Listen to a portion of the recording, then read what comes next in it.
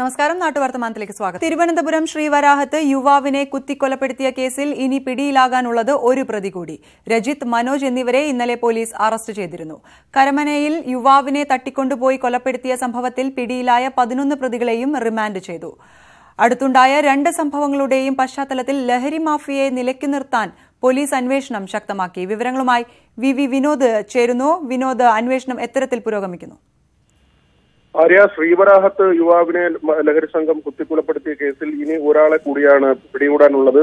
അർജുൻ എന്ന മുഖ്യ പ്രതിയാണ് പോലീസ് പിടികൂടാനുള്ളത്. അർജുനാണ് മണിക്കുട്ടൻ എന്ന ശ്യാമിനെ മദ്യക്കുപ്പി കൊണ്ട് കുത്തി കൊലപ്പെടുത്തിയത്. ഈ കേസുമായി ബന്ധപ്പെട്ട് 2 പേർ ഇതിനകം തന്നെ അറസ്റ്റിലായിട്ടുണ്ട്. ഇവരെ ഇന്ന് റിമാൻഡ് ചെയ്യുമെന്നാണ് പോലീസ് വ്യക്തമാക്കുന്നത്. അതോടൊപ്പം തന്നെ കരമനയിൽ യുവാവിനെ തട്ടിക്കൊണ്ടുപോയി കൊലപ്പെടുത്തിയ കേസുമായി ബന്ധപ്പെട്ട് അന്വേഷണം പുരോഗമിക്കുകയാണ്. ഇതിലെ ഏറെക്കുറെ പ്രതികളും ഇതിനകം തന്നെ അറസ്റ്റിലായിട്ടുണ്ട്. ലഹരിമരുന്ന് മാഫിയയ്ക്കെതിരെ പോലീസിന്റെ ഭാഗത്തു നിന്നും നടപടികൾ ഉണ്ടായില്ല എന്ന ആക്ഷേപം ശക്തമാണ്. ഇതിനിടയിൽ കഴിഞ്ഞ ദിവസം ADGP മനോജ് എബ്രഹാമിന്റെ നിർദ്ദേശപ്രകാരം ഓപ്പറേഷൻ ബോൾട്ട് എന്ന പേരിൽ പുതിയ പദ്ധതി പോലീസ് ആവിഷ്കരിച്ചു. ഇന്നലെ രാത്രി മുതൽ കഴക്കൂട്ടത്തും പ്രാവശ്യമ്പലത്തും വലിയ തോതിൽ തന്നെ പോലീസ് സന്നാഹമെത്തുകയും ഇവിടങ്ങളിലെ ലഹരി മരുന്ന് മാഫിയകളെ കണ്ടെത്താനുള്ള ശ്രമങ്ങൾ ആരംഭിക്കുകയും ചെയ്തിട്ടുണ്ട്. ഏതായാലും 48 മണിക്കൂറിന്റെ വ്യത്യാസത്തിൽ ലഹരി മരുന്ന് സംഘങ്ങൾ ഉൾപ്പെട്ട 2 കൊലപാതകങ്ങൾ നഗരത്തിൽ നടന്നത് പോലീസിന് വലിയ നാണക്കേടുണ്ടാക്കിയിരിക്കുകയാണ്. ആര്യ, വി വിനോദാണ് വിവരങ്ങൾ നൽകിയത്. തിരുവനന്തപുരം നഗരം ലഹരി മാഫിയകളുടെ പിടിയിൽ അമരുമ്പോൾ ഒന്നും ചെയ്യാതെ പോലീസ്. മയക്കുമരുന്ന് സംഘങ്ങളെ പിടികൂടാനുള്ള ഓപ്പറേഷൻ കോബ്ര പൊളിഞ്ഞതിന് പിന്നാലെ പുതിയ പദ്ധതിയായ ഓപ്പറേഷൻ ബോൾട്ടുമായി എത്തിയിരിക്കുകയാണ് സിറ്റി പോലീസ്. 48 മണിക്കൂറിന്റെ വ്യത്യാസത്തിൽ ലഹരിമരുന്ന് സംഘങ്ങൾ ഉൾപ്പെട്ട 2 കൊലപാതകങ്ങളാണ് നഗരത്തിൽ നടന്നത്. കഴിഞ്ഞ 6 മാസത്തിനിടെ മയക്കുമരുന്ന് കേസുമായി ബന്ധപ്പെട്ട തിരുവനന്തപുരം ജില്ലയിൽ എക്സൈസ് അറസ്റ്റ് ചെയ്തത് 325 പേരെ. 299 കേസുകളിലായാണ് അറസ്റ്റ്. 91 കിലോ കഞ്ചാവും 20 കിലോ ആഷിഷും പിടിച്ചെടുത്തു. 977 ലഹരി ഗുളികകളും 166 ഗ്രാം LSD സ്റ്റാമ്പുകളും പിടിച്ചെടുത്തവയിൽ ഉൾപ്പെടുന്നു. ലഹരി കടത്തുമായി ബന്ധപ്പെട്ട് 112 വാഹനങ്ങളും പിടികൂടി. മെഡിക്കൽ കോളേജ് പോലീസ് ഒരു കേസിൽ മാത്രം 350 കിലോ കഞ്ചാവാണ് കണ്ടെത്തിയത്. ശരിയായ നടപടിക്രമം പാലിക്കാത്തതിനാൽ മെഡിക്കൽ കോളേജ് പോലീസിന്റെ കേസിൽ കോടതി കുറ്റപത്രം തള്ളുന്ന സാഹചര്യമുണ്ടായി. പുതിയ കുറ്റപത്രം സമർപ്പിക്കാൻ കോടതി അനുവദിച്ചതുകൊണ്ട് മാത്രമാണ് ആ കേസിൽ പ്രതികൾ രക്ഷപ്പെടാത്തത്. 6 മാസത്തിനിടെ എക്സൈസ് രജിസ്റ്റർ ചെയ്യുന്നതിലും ഇരട്ടിയിലധികം കേസുകൾ പോലീസ് എടുത്തിട്ടുണ്ട്. എന്നാൽ പിടികൂടുന്ന വിൽപ്പനക്കാർക്കപ്പുറത്തേക്ക് മയക്കുമരുന്ന് ശൃംഖലയിലെ വൻ തോക്കുകളെ തൊടാൻ പോലും സാധിച്ചിട്ടില്ല. നഗരത്തിൽ മാത്രം 150ഓളം മയക്കുമരുന്ന് വിൽപ്പനക്കാർ ഉണ്ടെന്നാണ് പോലീസിന്റെ കണക്ക്. ഓപ്പറേഷൻ ബോൾട്ട് എന്ന പേരിൽ പുതിയ പദ്ധതി നടപ്പാക്കി മുഴുവൻ കഞ്ചാവ് വിൽപ്പനക്കാരെയും പിടികൂടാനാണ് തീരുമാനം. എന്നാൽ ആഴ്ചകൾക്ക് മുമ്പ് സിറ്റി പോലീസ് നടപ്പാക്കിയ ഓപ്പറേഷൻ കോബ്ര പരാജയപ്പെട്ടതിന്റെ ഏറ്റവും വലിയ തെളിവാണ് കഞ്ചാവ് സംഘങ്ങൾ അടുത്തടുത്ത് നടത്തിയ 2 കൊലപാതകങ്ങൾ. പല സ്റ്റേഷനുകളിലും ചില പോലീസുകാർ കഞ്ചാവ് മാഫിയയുമായി ഒത്തുകളിക്കുന്നുമുണ്ട്. ന്യൂസ് 18 തിരുവനന്തപുരം. രോഗബാധയും കീടശല്യവും മൂലം ഹൈറേഞ്ചിൽ നിന്നും തെങ്ങ് കൃഷിയും പ്രതിസന്ധിയിൽ. 70% തെങ്ങുകൾക്കും വെള്ളീച്ച ശല്യം വ്യാപകമായി ബാധിച്ചിട്ടുണ്ട്. പ്രതിരോധ നടപടികളൊന്നും അധികൃതർ കൈക്കൊള്ളുന്നില്ലെന്ന് പരാതിയുണ്ട്. ഒരു കാലത്ത് തേങ്ങയും അനുബന്ധ ഉൽപ്പന്നങ്ങളും ഹൈറേഞ്ചിൽ നിന്നും ധാരാളമായി കയറ്റി അയച്ചിരുന്നു. എന്നാൽ കഴിഞ്ഞ കുറേ വർഷങ്ങളായി തെങ്ങ് കൃഷിയുടെ പരിപാലനം നിലച്ചു. തെങ്ങ് കയറാൻ തൊഴിലാളികളെ കിട്ടാതായതോടെയാണ് പരിപാലനം നിലച്ചത്. ഇതോടെ തെങ്ങുകൾക്ക് രോഗബാധയും കീടശല്യവും രൂക്ഷമായി. ഹൈറേഞ്ച് മേഖലയിലെ 70% തെങ്ങുകൾക്കും വെള്ളീച്ച ശല്യം വ്യാപകമായി ബാധിച്ചിട്ടുണ്ട്. എന്നാൽ പ്രതിരോധ നടപടികൾ അധികൃതർ സ്വീകരിക്കുന്നുമില്ല. കേടുവന്നതിന് രോഗപ്രതിരോധ ശേഷിക്കുള്ള മരുന്ന് തരാമെന്ന് പറഞ്ഞിട്ട് ഇതുവരെ ആരും ഒന്നും തന്നിട്ടില്ല. സർക്കാരിൽ നിന്നും കിട്ടിയിട്ടില്ല, കൃഷി ഓഫീസിൽ നിന്നും ഒന്നും കിട്ടുന്നില്ല. പറഞ്ഞു കഴിഞ്ഞാൽ പുതിയതായിട്ട് 2 വർഷം മുമ്പ് വെച്ച തയ്യാണ് ഈ നിൽക്കുന്നത്. അതിന് കൃഷി ഓഫീസിൽ നിന്ന് വാങ്ങിച്ച തയ്യ, അതും ഇപ്പം നിലവിൽ കേടായിക്കൊണ്ടിരിക്കുകയാണ്. മണ്ടരി ബാധിച്ച് പഴയ തെങ്ങുകൾ നശിച്ചതോടെ കർഷകർ ഉയരം കുറഞ്ഞ തെങ്ങിൻ തൈകൾ നട്ടുപിടിപ്പിച്ചെങ്കിലും ഇവയിലും പ്രാണികളുടെ ശല്യം രൂക്ഷമായി തുടങ്ങി. നശിച്ച തെങ്ങുകൾക്ക് നഷ്ടപരിഹാരം ലഭിക്കുന്നതിനായി അപേക്ഷ സമർപ്പിച്ചെങ്കിലും ഫലമുണ്ടായില്ല. നിലവിൽ വെളിച്ചെണ്ണയ്ക്കും തേങ്ങയ്ക്കും വിപണിയിൽ തീപിടിച്ച വിലയാണ്. ഹൈറേഞ്ചിലെ തെങ്ങ് കൃഷി നിലനിർത്താനായാൽ തേങ്ങ ഉൽപാദനം വർദ്ധിപ്പിക്കാനാകുമെന്നാണ് കർഷകരുടെ പ്രതീക്ഷ. ന്യൂസ് 18 ഇടുക്കി. മാലിന്യ നിക്ഷേപത്തിൽ വീർപ്പുമുട്ടുകയാണ് കണ്ണൂർ ആലക്കോട് പഞ്ചായത്തിലെ രയരോം പുഴ. രോഗികൾ ഉപയോഗിച്ച കിടക്കകൾ ഉൾപ്പെടെ പുഴയോരത്ത് വലിച്ചെറിയുന്നതിനാൽ പകർച്ചവ്യാധി ഭീതിയിലാണ് നാട്ടുകാർ. നിരവധി കുടിവെള്ള പദ്ധതികളാണ് കണ്ണൂർ രയരോം പുഴയെ ആശ്രയിച്ച് പ്രവർത്തിക്കുന്നത്. പ്രദേശത്തെ കിണറുകളിലെ ജലനിരപ്പ് താഴാതെ സഹായിക്കുന്നത് ഈ പുഴയാണ്. കഴിഞ്ഞ കുറേ മാസങ്ങളായി പുഴയിൽ വൻതോതിൽ മാലിന്യം നിക്ഷേപിക്കാൻ തുടങ്ങി. രാത്രികാലങ്ങളിൽ വാഹനങ്ങളിൽ എത്തിക്കുന്ന മാലിന്യം പാലത്തിന് മുകളിൽ നിന്ന് പുഴയിലേക്ക് വലിച്ചെറിയുകയാണ്. 15ഓളം കിടക്കകളാണ് ഇവിടെ പുഴയുടെ പല ഭാഗത്തായിട്ട് ഇവിടെ കൊണ്ട് തള്ളിയിരിക്കുന്നത്. അതായത് വാഹനത്തിൽ കൊണ്ടാണ് രാത്രിയുടെ മറവിൽ ഇവിടെ കൊണ്ട് തള്ളുന്നത്. കാരണം ഇതിൻ്റെ തൊട്ട് താഴെ തന്നെ അതായത് ആയിരക്കണക്കിന് ആൾ കുടിക്കുന്ന കുടിവെള്ള ടാങ്കും മറ്റും പ്രവർത്തിക്കുന്ന ഒരു പുഴയും കൂടിയാണ് റേറാമ്പുഴ. വ്യാപാര സ്ഥാപനങ്ങളിൽ നിന്നും മറ്റുമുള്ള മാലിന്യങ്ങളാണ് ആദ്യകാലങ്ങളിൽ പുഴയിൽ തള്ളിയിരുന്നത്. എന്നാൽ രോഗികൾ ഉപയോഗിച്ചിരുന്ന കിടക്കുകളും വസ്ത്രങ്ങളും വരെ തള്ളുന്ന കേന്ദ്രമായി രായരോമ്പുഴ മാറി. ഗുരുതര ആരോഗ്യ പ്രശ്നങ്ങൾക്കാണ് ഇത്തരം മാലിന്യങ്ങൾ വഴിയൊരുക്കുക. കർശന നടപടികൾ സ്വീകരിക്കുമെന്ന് അധികൃതർ ആവർത്തിക്കുന്നുണ്ടെങ്കിലും മാലിന്യ നിക്ഷേപം തുടരുകയാണ്. പാലത്തിന് സമീപം CCTV ക്യാമറകൾ സ്ഥാപിക്കുമെന്ന് പഞ്ചായത്ത് വാഗ്ദാനം ചെയ്തെങ്കിലും അതും നടപ്പിലാക്കിയില്ല. മാലിന്യം നിക്ഷേപിക്കുന്നവർക്കെതിരെ ശക്തമായ നടപടികൾ സ്വീകരിക്കണമെന്നാണ് നാട്ടുകാരുടെ ആവശ്യം. ന്യൂസ് 18 ആലക്കോട്. കോഴിക്കോട് കൊടുവള്ളി ബ്ലോക്ക് പഞ്ചായത്തിന്റെ വനിതാ വ്യവസായ കേന്ദ്രം സാമൂഹ്യ വിരുദ്ധ കേന്ദ്രമായി മാറി. 4 വർഷം മുൻപ് ഉദ്ഘാടനം ചെയ്ത വ്യവസായ കേന്ദ്രം പ്രവർത്തനക്ഷമമാക്കാൻ അധികൃതർ തയ്യാറാവുന്നില്ലെന്നാണ് ആക്ഷേപം. 20 വർഷം മുമ്പ് 11 ലക്ഷത്തോളം രൂപ ചിലവഴിച്ചാണ് ബ്ലോക്ക് പഞ്ചായത്ത് ഭരണസമിതി താമരശ്ശേരി പള്ളിപ്പുറത്ത് വനിതാ വ്യവസായ കേന്ദ്രത്തിനായി ഭൂമി വാങ്ങുന്നത്. തുടർന്ന് 1.5 കോടിയോളം രൂപ ചിലവഴിച്ചാണ് കെട്ടിടം നിർമ്മിച്ചത്. കെട്ടിടത്തിന്റെ പ്രവൃത്തി പൂർത്തിയാകും മുമ്പ് തന്നെ അന്നത്തെ വ്യവസായ മന്ത്രി PK കുഞ്ഞാലിക്കുട്ടി വനിതാ വ്യവസായ കേന്ദ്രം ഉദ്ഘാടനം ചെയ്തു. പിന്നീട് കെട്ടിടത്തിന്റെ 1ാം നിലയുടെ പ്രവൃത്തി പൂർത്തീകരിച്ചെങ്കിലും 4 വർഷമായിട്ടും ഇത് സംരംഭകർക്ക് തുറന്നുകൊടുത്തിട്ടില്ല. വനിതാ വ്യവസായ കേന്ദ്രം സാമൂഹ്യ വിരുദ്ധരുടെ കേന്ദ്രമായി മാറിയിരിക്കുകയാണെന്നാണ് നാട്ടുകാരുടെ പരാതി.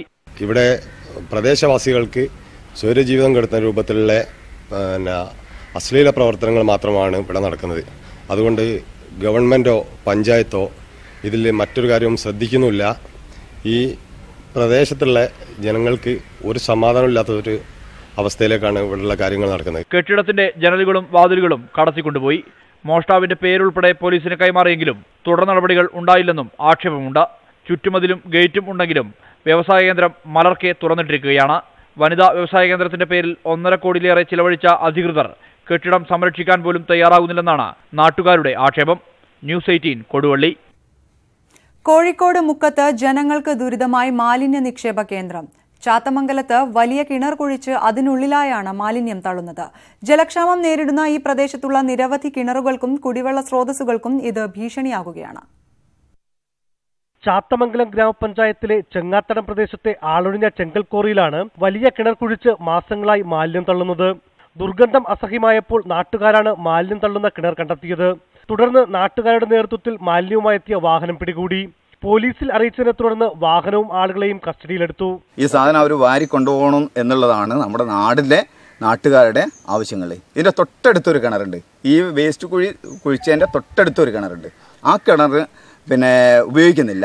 അതിന്റെ താഴെ ഒരു 200 മീറ്ററിന്റെ ഉള്ളിലായിട്ട് ഒരു കുടിവെള്ള സ്രോതസ് എന്ന് പറയുന്ന ഒരു കിണറാണ്. ആ കിണർ ഉപയോഗിക്കുന്നതാണ്. ഏകദേശം 100 ബംഗാളീസും നാട്ടുകാരും എന്ന് പറഞ്ഞ ആളുകൾ അത് ഉപയോഗിക്കുന്നുണ്ട്. ഇതിന്റെ അടുത്താണ് ഇത്തരത്തിലുള്ള ഒരു വലിയൊരു പ്രയാസങ്ങൾ സൃഷ്ടിക്കപ്പെട്ടത്. എന്നാൽ നാട്ടുകാരുടെ ദുരിതത്തിന് ഇനിയും പരിഹാരമായിട്ടില്ല. കിണറ്റിലെ മുഴുവൻ മാലിന്യവും നീക്കം ചെയ്യണമെന്നാണ് നാട്ടുകാരുടെ ആവശ്യം. മഴ പെയ്താൽ സമീപത്തെ കിണറുകളിലേക്ക് മാലിന്യം ഒലിച്ചിറങ്ങി പകർച്ചവ്യാധികൾ പടരാൻ സാധ്യതയുണ്ട്. പഞ്ചായത്തിനും ആരോഗ്യവകുപ്പിനും നാട്ടുകാർ പരാതി നൽകിയിട്ടുണ്ട്. ന്യൂസ് 18 മുക്കം. കൊട്ടാരക്കര പുത്തൂർ SN ആയുർവേദ കോളേജിലെ NSS യൂണിറ്റും പഞ്ചായത്തിലെ ഹരിതകർമ്മസേനയും സംയുക്തമായി പ്ലാസ്റ്റിക് ശേഖരണം നടത്തി. പ്ലാസ്റ്റിക് ഉപയോഗം പ്രകൃതിയിലുണ്ടാക്കുന്ന ആരോഗ്യ പ്രശ്നങ്ങളെപ്പറ്റി ബോധവൽക്കരണവും വിദ്യാർത്ഥികളുടെ നേതൃത്വത്തിൽ നടത്തി. കൊട്ടാരക്കര പുത്തൂർ പവിത്രേശ്വരം പഞ്ചായത്തിലെ താഴം, കാരിക്കൽ എന്നീ 2 വാർഡുകളിൽ നിന്നുമാണ് പ്ലാസ്റ്റിക്കുകൾ ശേഖരിച്ചത്. പുത്തൂർ NSS ആയുർവേദ കോളേജ് വിദ്യാർത്ഥികളും പുത്തൂർ പഞ്ചായത്തിലെ ഹരിതകർമ്മസേനയും ചേർന്നായിരുന്നു പ്ലാസ്റ്റിക് ശേഖരണം നടത്തിയത്. NSSന്റെ നേതൃത്വത്തിൽ സംഘടിപ്പിച്ച ദശദിന ക്യാമ്പിന്റെ ഭാഗമായിരുന്നു മാലിന്യ ശേഖരണം. എത്രമാത്രം പ്ലാസ്റ്റിക് മാലിന്യം കുറയ്ക്കാം, അഥവാ ഉപയോഗിക്കുന്ന പ്ലാസ്റ്റിക് മാലിന്യങ്ങൾ എങ്ങനെ ശേഖരിച്ച് വെച്ച് പുനഃചംക്രമണത്തിനായിട്ട് കൊടുക്കാം എന്നതിനെക്കുറിച്ച് ആളുകളെ ബോധവൽക്കരിക്കുക എന്നതാണ് ഞങ്ങൾ ഉദ്ദേശിക്കുന്നത്. 50 കുട്ടികൾ ചേർന്നാണ് 2 വാർഡുകൾ സന്ദർശിച്ചത്. ഉപയോഗം കഴിഞ്ഞ് വീട്ടിൽ സൂക്ഷിക്കുന്ന പ്ലാസ്റ്റിക്കുകൾ വരും നാളുകളിലും ഹരിതകർമ്മസേന ശേഖരിക്കും. പ്ലാസ്റ്റിക്കുകൾ പ്രകൃതിയിൽ ഉണ്ടാക്കിക്കൊണ്ടിരിക്കുന്ന ആരോഗ്യ പ്രശ്നങ്ങളെക്കുറിച്ചുള്ള ബോധവൽക്കരണ സന്ദേശവും വിദ്യാർത്ഥികൾ പ്രദേശവാസികൾക്ക് നൽകി. ന്യൂസ് 18 കൊട്ടാരക്കര. വർഷങ്ങളായി കുടിവെള്ളം കിട്ടാത്തതിനാൽ ദുരിതത്തിലായിരിക്കുകയാണ് മലപ്പുറം വളാഞ്ചേരി നഗരസഭയിലെ 3ാം വാർഡിലെ ജനങ്ങൾ. 60ഓളം കുടുംബങ്ങൾ താമസിക്കുന്ന പ്രദേശത്തോട് അധികൃതർ കാണിക്കുന്ന അവഗണനയ്ക്ക് എന്ന് പരിഹാരമാകുമെന്നാണ് ഇവരുടെ ചോദ്യം. വർഷങ്ങളായി കുടിവെള്ളം കിട്ടാത്തതിനാൽ ദുരിതമനുഭവിക്കുകയാണ് വളാഞ്ചേരി നഗരസഭയിലെ കാവുംപുറം കാളിയാല മൈത്രി നഗറിലെ കുടുംബങ്ങൾ. ജനപ്രതിനിധികളും അധികൃതരും ഈ പ്രദേശത്തെ പൂർണ്ണമായും അവഗണിക്കുകയാണെന്നാണ് ഇവരുടെ പരാതി. പണം കൊടുത്താണ് ഓരോരുത്തരും കുടിവെള്ളം വാങ്ങുന്നത്. കല്ലും മണ്ണും നിറഞ്ഞ വഴിയിലൂടെ ചുമലിലേറ്റി വേണം കുടിവെള്ളം വീടുകളിൽ എത്തിക്കാൻ. മഴ ഇടവപ്പാതി കഴിഞ്ഞ് 6 വർഷം കഴിഞ്ഞാൽ പിന്നെ അവിടെ ഉള്ളവർ വണ്ടി കൊള്ളടിക്കില്ല. അതാണ് ഇപ്പോൾ ഇവിടുത്തെ സ്ഥിരം കാഴ്ച. പറഞ്ഞറിയിക്കുന്നതിനും അപ്പുറമാണ് ഇവിടുത്തുകാരുടെ ദുരിതം. വർഷങ്ങളായുള്ള കുടിവെള്ള പ്രശ്നത്തിന് പരിഹാരം തേടി തെരുവിലിറങ്ങുകയാണ് പ്രദേശവാസികൾ. കാലം കുറെ പുരോഗമിച്ചു പോയെങ്കിലും നമ്മൾ ഇതിൻ്റെ വേണ്ടപ്പെട്ട അധികാരികളോട് പറയുമ്പോൾ ഇപ്പോൾ ടെൻഡർ വെച്ചിട്ടുണ്ട്, ഇപ്പോൾ ആവും, പണി ഇപ്പോൾ തീർന്നിട്ടുണ്ട്, അവിടെ കോയലടിച്ചിട്ടുണ്ട്. ഓരോരോ വർഷം കൂടുന്തോറും ഫ്ലക്സുകളുടെ എണ്ണം കൂടാന്നല്ലാതെ വെള്ളം ഇന്നേ വരെ ഇവിടെ എത്തിയിട്ടില്ല. നിരവധി തവണ പ്രതിഷേധിച്ചെങ്കിലും ഫലമുണ്ടായില്ല. പിന്നെ ഞങ്ങൾ സുബൈ വാങ്ങിക്കൊടുത്താൽ ഞങ്ങൾ കുട വെച്ച് പോയി വരിക്ക് നിൽക്കണം. അതിൽ ഒരു കുടം വെള്ളമേ കിട്ടുള്ളൂ. അതുകൊണ്ട് ഞങ്ങൾക്ക് ഇവിടെ വെള്ളം വന്നാലേ ഞങ്ങൾ വോട്ട് ചെയ്യുള്ളൂ. അതുകൊണ്ട് ഞങ്ങൾക്ക് വെള്ളം അവിടെ ഇവിടെ പോയി കൊണ്ടുവരാൻ വെച്ചാൽ ഞങ്ങളോട് അവർ പറയും വോട്ട് വന്നാൽ അവർ പറയും ഞങ്ങൾ വണ്ടി വെള്ളം കൊണ്ടുവരാൻ 4 കുട 3 കുട തന്നാൽ 5-ാം കുട ചെന്നാൽ ഒരു പറയും വെള്ളമില്ല. വേനൽ രൂക്ഷമാകുന്നതോടെ കുടിവെള്ളം കിട്ടാക്കനിയാകും. അധികൃതർ കണ്ണു തുറക്കുമെന്ന പ്രതീക്ഷയിലാണ് നാട്ടുകാർ. ന്യൂസ് 18 തിരൂർ. കരിപ്പൂർ വിമാനത്താവളത്തിൽ 14 ലക്ഷം രൂപയുടെ വിദേശ കറൻസിയും 27 ലക്ഷം രൂപയുടെ സ്വർണവും പിടികൂടി. കാസർഗോഡ് സ്വദേശി ഷിഹാംസ സൈനുവിൽ നിന്നാണ് കറൻസികൾ പിടികൂടിയത്. ഷൂസിനുള്ളിൽ ഒളിപ്പിച്ചു കടത്തുകയായിരുന്നു 27 ലക്ഷം രൂപയുടെ സ്വർണം. എയർ കസ്റ്റംസ് ഇന്റലിജൻസ് പിടികൂടി. പാലക്കാട് വെള്ളക്കാട് അമ്പലപ്പറമ്പ് അരുൺ ശിവദാസനാണ് പിടിയിലായത്. ശരീരത്തിൽ 2 സ്വർണ്ണ ബിസ്ക്കറ്റുകൾ ഒളിപ്പിച്ചു കടത്താൻ ശ്രമിച്ച കാസർഗോഡ് സ്വദേശി മുഹമ്മദിനെയും പിടികൂടി. ലോക്സഭാ തെരഞ്ഞെടുപ്പ് ബഹിഷ്കരിക്കാൻ ഒരുങ്ങി മൂവാറ്റുപുഴ വാഴക്കുളം ജൈവ് കമ്പനിയിലെ തൊഴിലാളികൾ. കഴിഞ്ഞ 6 മാസമായി തൊഴിലാളികൾക്ക് ശമ്പളമില്ല. ഇതിൽ പ്രതിഷേധിച്ചാണ് തെരഞ്ഞെടുപ്പ് ബഹിഷ്കരണം. വാഴക്കുളം നടുകരയിലെ ജൈവ കമ്പനിയിലെ 115ഓളം തൊഴിലാളികളും ഇവരുടെ കുടുംബങ്ങളുമാണ് തെരഞ്ഞെടുപ്പ് ബഹിഷ്കരിക്കാൻ തീരുമാനിച്ചിരിക്കുന്നത്. അധികാരികൾക്ക് മുന്നറിയിപ്പ് നൽകി കമ്പനിക്ക് പുറത്ത് ഇതിനകം ഫ്ലെക്സ് ബോർഡുകളും തൂക്കി. പൈനാപ്പിളിന് വിലയിടിവ് സംഭവിക്കുന്ന സാഹചര്യത്തിൽ താങ്ങുവില നൽകി കർഷകരെ സഹായിക്കാൻ വേണ്ടിയാണ് 20 വർഷം മുമ്പ് കമ്പനി തുടങ്ങിയത്. എന്നാൽ കഴിഞ്ഞ 3 വർഷമായി ശമ്പളം ലഭിച്ചത് വല്ലപ്പോഴും മാത്രം. ഇപ്പോൾ 6 മാസമായി ശമ്പളം പൂർണ്ണമായി മുടങ്ങിയിരിക്കുകയാണെന്നാണ് പരാതി. കഴിഞ്ഞ 1 വർഷക്കാലമായിട്ട് ഞങ്ങൾക്ക് ശമ്പളം കിട്ടുന്നത് 2 മാസം കൂടുമ്പോൾ ചിലപ്പോൾ അരമാസം ശമ്പളം കിട്ടും. പൊതുമേഖലാ സ്ഥാപനമാണ്, ഗവൺമെൻറ്റിൻ്റെ കീഴിലുള്ള സ്ഥാപനമാണ്, ഗവൺമെൻറ് എംപ്ലോയി ആണ് എന്നെല്ലാം പറയുമ്പോഴും ഒരിക്കൽ പോലും ഗവൺമെൻറ്റിൻ്റെതായ യാതൊരുവിധ ആനുകൂല്യങ്ങളും ഇവിടുത്തെ ഒരു വ്യക്തികൾക്കും കിട്ടിയിട്ടില്ല. 20 വർഷമായി ഇവിടെ ജോലി ചെയ്യുന്നവർക്ക് തന്നെ തുച്ഛമായ തുകയാണ് ലഭിക്കുന്നത്. അതും കൂടി മുടങ്ങിയതോടെയാണ് തൊഴിലാളികൾ വോട്ട് ബഹിഷ്കരിക്കാൻ തീരുമാനിച്ചത്. ശമ്പളം കിട്ടാത്തതിൽ പ്രതിഷേധിച്ച് finance manager, administration, marketing manager, quality manager അടക്കം 19 ജീവനക്കാർ കഴിഞ്ഞ വർഷം രാജിവെച്ചിരുന്നു. പ്രളയത്തിൽ 1 കോടി രൂപയിലധികം നഷ്ടം കമ്പനിക്കുണ്ടായിട്ടുമുണ്ട്. ഇതിനുശേഷം ഉത്തരവാദിത്തപ്പെട്ടവരാരും കമ്പനിയിലേക്ക് തിരിഞ്ഞു നോക്കിയില്ലെന്ന പരാതിയുമുണ്ട്. ജീവനക്കാരുടെ ശമ്പളം പോലും കൊടുക്കാൻ കഴിയുന്നില്ല. ഗവൺമെൻറ് വിചാരിച്ചാൽ ഒരു പൊതുമേഖലാ സ്ഥാപനം നിസ്സാരമായ 4-5 കോടി രൂപ മുടക്കിയാൽ മതി. ആ കമ്പനിയുടെ ചെയർമാൻ ഉൾപ്പെടെയുള്ള ആളുകൾ അത് ശ്രദ്ധിക്കുന്നില്ല. അത് തകർന്നിരിക്കുകയാണ്. MLA ഇന്നേ വരെ ആ ഫാക്ടറി കണ്ടിട്ടില്ല. കൃഷിവകുപ്പിന് കീഴിലുള്ള ഏക പൊതുമേഖലാ സ്ഥാപനം ഇത്തരത്തിൽ നശിപ്പിക്കുന്നതിനെതിരെ കൃഷിമന്ത്രി VS സുനിൽകുമാറിന് പരാതി നൽകാൻ ഒരുങ്ങുകയാണ് ജീവനക്കാർ. News 18 Muvattupuzha. Palakkad DCC president VK Sreekandan നയിച്ച പദയാത്ര സമാപിച്ചു. 25 ദിവസം കൊണ്ട് 361 കിലോമീറ്റർ ദൂരമാണ് ജില്ലയിലെ വിവിധ ഭാഗങ്ങളിലായി ശ്രീകണ്ഠൻ സഞ്ചരിച്ചത്. ഫെബ്രുവരി 19 കൊഴിഞ്ഞാമ്പാറയിൽ നിന്നും ആരംഭിച്ച പദയാത്ര 25 ദിവസം കഴിഞ്ഞ് പാലക്കാട് കോട്ടമൈതാനത്ത് സമാപിച്ചപ്പോൾ സംസ്ഥാനത്ത് തന്നെ കോൺഗ്രസിന്റെ മികച്ച പ്രചാരണ പരിപാടിയായി. 88 പഞ്ചായത്തുകളിലും 7 നഗരസഭകളിലുമായി 361 കിലോമീറ്റർ ദൂരമാണ് ശ്രീകണ്ഠൻ നടന്നു നീങ്ങിയത്. കോൺഗ്രസിന്റെ മുഴുവൻ പ്രവർത്തകരെയും ഉണർത്താൻ പദയാത്രയ്ക്ക് കഴിഞ്ഞതായി ശ്രീകണ്ഠൻ പറഞ്ഞു. കോൺഗ്രസ് പാർട്ടിയുടെ ടോപ്പ് ടു ബോട്ടം ജില്ലയിലെ മുഴുവൻ സീനിയർ നേതാക്കന്മാരും സാധാരണ പ്രവർത്തകരും ഇതുപോലെ ഒറ്റക്കെട്ടായി തെരഞ്ഞെടുപ്പിന് മുമ്പ് ഒരുങ്ങിയ ഒരു ചരിത്രമില്ല. ഒരു പുതിയ ചരിത്രം ഈ പദയാത്രയിലൂടെ പാലക്കാട് സൃഷ്ടിക്കാനുള്ള എല്ലാ ഒരുക്കങ്ങളും ഇന്ത്യൻ നാഷണൽ കോൺഗ്രസ് പൂർത്തീകരിച്ചിരിക്കുകയാണ്. പാലക്കാട് മണ്ഡലത്തിലെ സ്ഥാനാർത്ഥിയായി ഷാഫി പറമ്പിൽ MLAക്ക് പുറമെ കോൺഗ്രസ് പരിഗണിക്കുന്ന മറ്റൊരു പേര് VK ശ്രീകണ്ഠന്റേതാണ്. കോൺഗ്രസിന്റെ മറ്റൊരു ജില്ലാ കമ്മിറ്റിയും സമീപകാലത്തൊന്നും ഇത്തരമൊരു പ്രചാരണ പരിപാടി സംഘടിപ്പിച്ചിട്ടില്ല. 1976 അന്നത്തെ DCC പ്രസിഡന്റ് P ബാലൻ ഇത്തരമൊരു പദയാത്ര സംഘടിപ്പിച്ചിരുന്നു. അതിനുശേഷം നടന്ന ലോക്സഭാ തെരഞ്ഞെടുപ്പിൽ പാലക്കാട് മണ്ഡലത്തിൽ കോൺഗ്രസിനായിരുന്നു വിജയം. ഇത്തവണ ചരിത്രം ആവർത്തിക്കുമോ എന്നാണ് കാത്തിരുന്ന് കാണേണ്ടത്. ന്യൂസ് 18 പാലക്കാട്. ഉറുമി ജലവൈദ്യുത പദ്ധതിയിൽ ഷോക്കേറ്റ് വിദ്യാർത്ഥി മരിച്ചത് വൈദ്യുതി വകുപ്പ് ഉദ്യോഗസ്ഥരുടെ അനാസ്ഥയാണെന്ന് ആരോപിച്ച് നാട്ടുകാർ രംഗത്ത്. ഒളിക്കൽ സ്വദേശി മോനമുട്ടിൽ ജോണിയുടെ മകൻ സാം ജോണിയാണ് മരിച്ചത്. വൈദ്യുതി ലൈൻ പൊട്ടിവീണ് 4 ദിവസം കഴിഞ്ഞിട്ടും ശരിയാക്കാതിരുന്നതിലൂടെ അപകടം ക്ഷണിച്ചു വരുത്തുകയായിരുന്നുവെന്നാണ് ആരോപണം.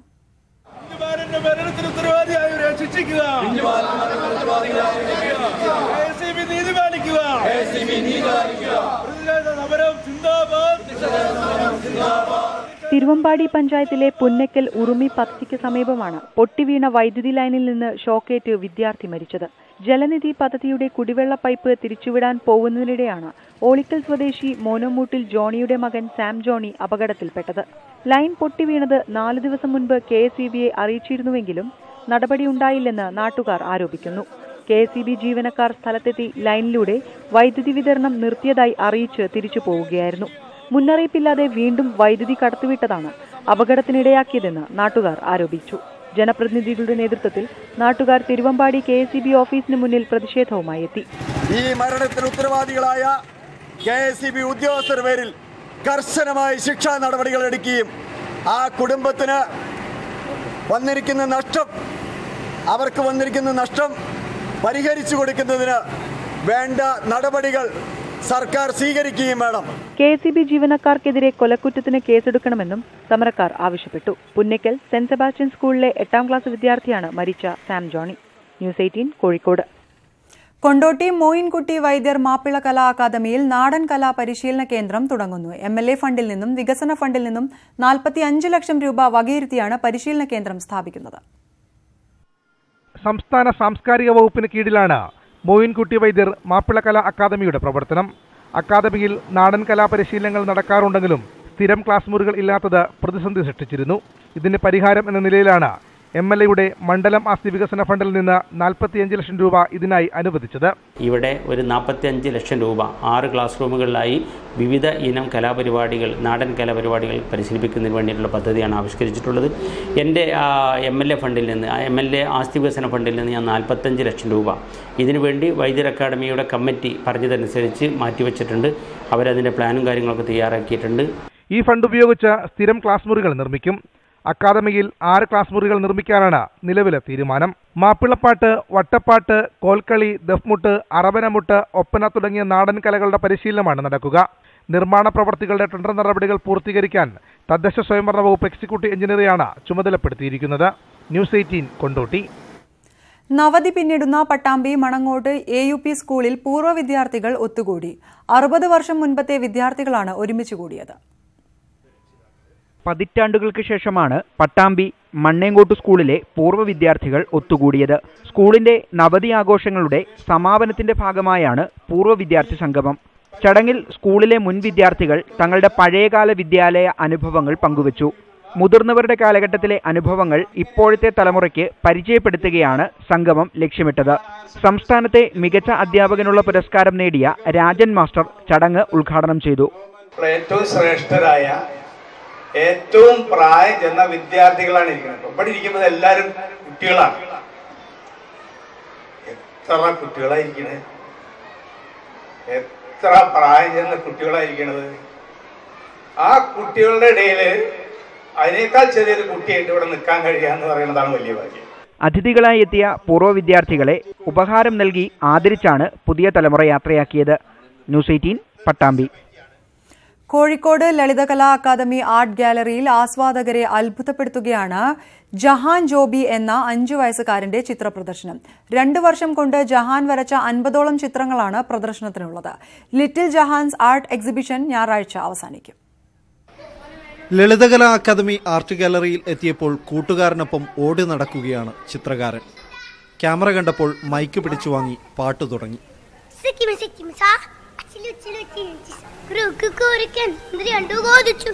മുതിർന്നവരെ പോലും അത്ഭുതപ്പെടുത്തും ജഹാൻ ജോബി എന്ന 5 വയസ്സുകാരന്റെ വര. വാൻഗോഗിന്റെ സ്റ്റാറി നൈറ്റിന്റെ അനുകരണമടക്കം 50ഓളം ചിത്രങ്ങൾ. ജഹാന്റെ വര പോലെ തന്നെ സ്വപ്നങ്ങൾക്കും അതിരില്ല. ഞാൻ എല്ലാ സ്ഥലത്തും പോകും. അപ്പൊ എനിക്ക് ഓരോ സ്ഥലത്ത് നോക്കുമ്പോ എനിക്ക് ഐഡിയ കിട്ടി. ഞാൻ ചെറിയ കുട്ടി ആകുമ്പോഴേ ക്യാൻവാസ് വരച്ച് എനിക്ക് നല്ല വലിയ ആർട്ടിസ്റ്റായി. വീട്ടിലെ ചുമരിലും മതിലും വരച്ചു തുടങ്ങിയ ജഹാൻ ഇപ്പോൾ ക്യാൻവാസ് വിട്ടൊരു കളിയില്ല. ആക്രിലിക്കിൽ കടുംനിറങ്ങളോടാണ് താല്പര്യം. എവിടെയും വരയ്ക്കാനുള്ള സ്വാതന്ത്ര്യവും കലയുടെ അന്തരീക്ഷവും ജഹാൻ ഊർജ്ജമായെന്ന് എഴുത്തുകാരി കൂടിയായ അമ്മ ആര്യ ഗോപി. ചുവരിൽ കുത്തിവരച്ചു തുടങ്ങുന്ന കുഞ്ഞുങ്ങളെ വിലക്കുന്ന രക്ഷിതാക്കൾ ഈ പ്രദർശനം കാണണം. ചെറുതെന്ന് നമ്മൾ കരുതുന്ന അവരുടെ ലോകം എത്ര വലുതാണെന്ന് അറിയണം. ന്യൂസ് 18 കോഴിക്കോട്. ലെനിൻ രാജേന്ദ്രന്റെ മീനമാസത്തിലെ സൂര്യനു ശേഷം കയ്യൂരിന്റെ ചരിത്രം ആസ്പദമാക്കി വീണ്ടും ഒരു ചിത്രം കൂടി പ്രേക്ഷകർക്ക് മുന്നിലെത്തുന്നു. നാടക പ്രവർത്തകനായ ഗോപി കുറ്റിക്കോലാണ് അരയാക്കടവിൽ എന്ന ചിത്രത്തിന്റെ സംവിധായകൻ. കണ്ണൂർ സെൻട്രൽ ജയിലിൽ വെച്ച് 4 പുത്രന്മാരുടെ കഴുത്തിൽ തൂക്കുകയർ മുറുകിയ ദിവസത്തിനു തലേരാത്രി കയ്യൂർ ഗ്രാമം അനുഭവിച്ച ആത്മസംഘർഷവും അവിടുത്തെ ജനങ്ങളിൽ ഉണ്ടായ പ്രതിഷേധവുമാണ് ചിത്രത്തിന്റെ പ്രമേയം.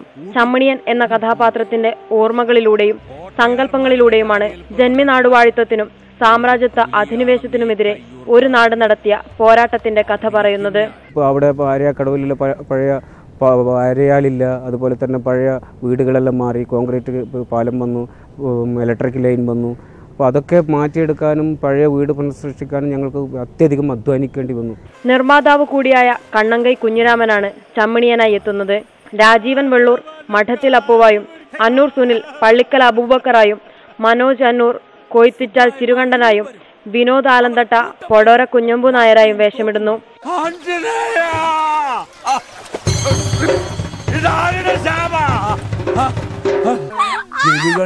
നിന്റെ വീട്ടിൽ വന്നിരുന്നു,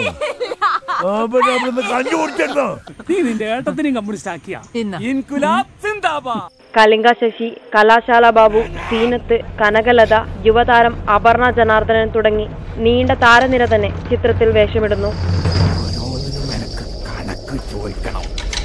ന്യൂസ് 18 കാസർഗോഡ്. തെരുവിൽ അലയുന്നവർക്കും ആഹാരം കിട്ടാത്തവർക്കും ഉച്ചഭക്ഷണം വിളമ്പി നിറവ് ഫൗണ്ടേഷൻ. ഉച്ചഭക്ഷണ വിതരണത്തിന്റെ 100ാം ദിവസം 2700 പേർക്ക് ഭക്ഷണ വിതരണം നടത്തി. തെരുവിൽ അലയുന്നവർക്കും അഗതികൾക്കും ദിവസവും ഭക്ഷണം എത്തിക്കുകയാണ് നിറവ് ഫൗണ്ടേഷൻ. ഭക്ഷണ വിതരണം ആരംഭിച്ചതിന് 100ാം ദിവസം 2700 പേർക്കാണ് നിറവിന്റെ നേതൃത്വത്തിൽ ആഹാരം നൽകിയത്. കരുനാഗപ്പള്ളി താലൂക്ക് ആശുപത്രിയിൽ നടന്ന ചടങ്ങ് ആർ രാമചന്ദ്രൻ MLA ഉദ്ഘാടനം ചെയ്തു. ഉച്ചഭക്ഷണം മാത്രമല്ല, രാത്രിയിലെ വൈകുന്നേരത്തെ ഭക്ഷണവും നിറവിന്റെ നേതൃത്വത്തിൽ നൽകാനാണ് അവർ തീരുമാനിച്ചത്. നിറവ് ആ പേര് അർത്ഥമാക്കുന്ന രീതിയിൽ തന്നെ നിറ സാന്നിധ്യമായി ഈ നാടിന്റെ ജീവകാരുണ്യ പ്രവർത്തനങ്ങളിൽ ഏറെ ശ്രദ്ധേയമായ സംഭാവനകൾ നൽകുന്ന ഒരു കൂട്ടായ്മയായി മാറുമെന്ന കാര്യത്തിൽ സംശയമില്ല. തെരുവിൽ കഴിയുന്നവർക്കുള്ള ബെഡ്ഷീറ്റ് വിതരണ ഉദ്ഘാടനവും MLA നിർവഹിച്ചു. Taluk library council secretary V Vijayakumar, Ochira BDO R Ajayakumar തുടങ്ങിയവർ ചടങ്ങിൽ പങ്കെടുത്തു. കരുനാഗപ്പള്ളി താലൂക്ക് ആശുപത്രി, ശാസ്താംകോട്ട താലൂക്ക് ആശുപത്രി, കരുനാഗപ്പള്ളി പുതിയകാവ് TB ആശുപത്രി എന്നിവിടങ്ങളിലായാണ് ഭക്ഷണ വിതരണം സംഘടിപ്പിച്ചത്. ന്യൂസ് 18 കരുനാഗപ്പള്ളി. നാട്ടുവർത്തമാനം പൂർണ്ണമാകുന്നു. നമസ്കാരം.